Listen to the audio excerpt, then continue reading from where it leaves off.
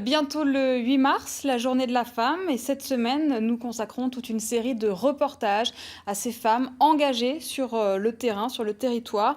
Des parcours, des histoires que nous découvrons ensemble. Ce soir, Suzanne Adlo, elle est syrienne, elle est réfugiée à Clermont-Ferrand.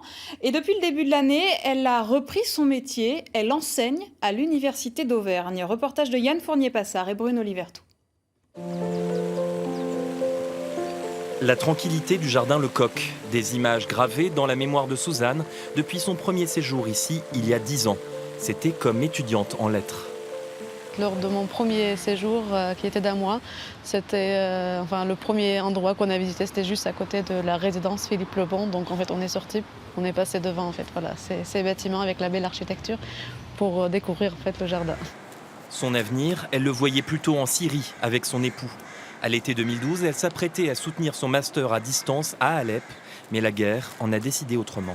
1 mois avant la soutenance, en août, on s'est enfui, on a quitté notre appartement parce que c'était le mois à partir de juillet-août, ça a déclenché violemment à Alep. J'imaginais pas que je serais avec ce statut, d'avoir quitté mon pays dans ces conditions, d'être réfugiée.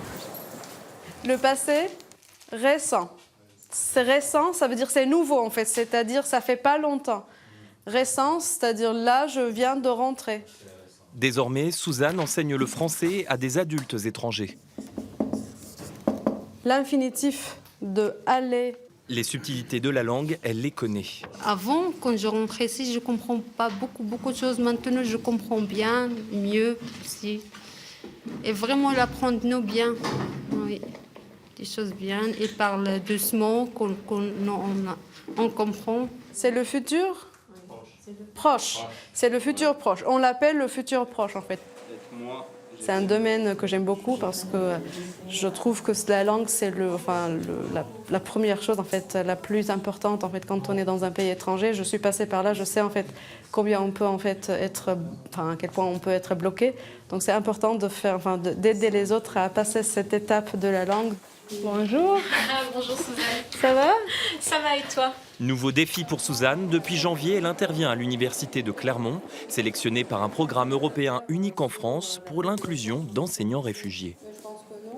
J'ai voulu la faire sortir un peu de sa zone de confort en lui confiant un cours qui allait l'obliger à aller un petit peu plus loin. Et en fait, j'ai vu vraiment Suzanne évoluer, puisqu'au début, il y avait beaucoup de stress. La première séance, et finalement, elle est rentrée dedans et elle se rend compte qu'elle peut faire plus. Et donc, elle ressort avec plus de confiance en elle. Pour notre plan d'aujourd'hui, donc on va parler des Kurdes et du Kurdistan, ce pays qui n'existe plus. Aujourd'hui, le cours aborde la situation des Kurdes, un sujet que Suzanne porte dans sa chair.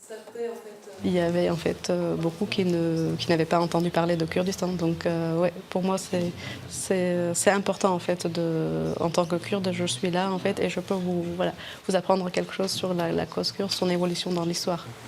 Désormais jeune maman, Suzanne espère continuer à transmettre et conjuguer sa vie professionnelle en Auvergne au futur.